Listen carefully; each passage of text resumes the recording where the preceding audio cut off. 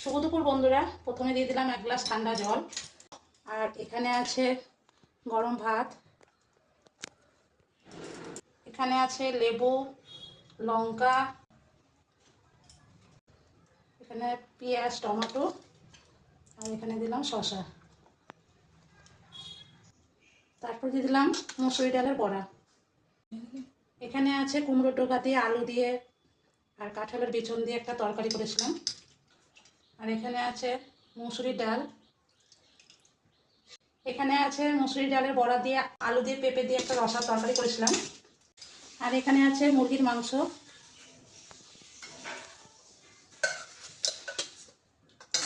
একটু পাতলা করে করেছি আজকে।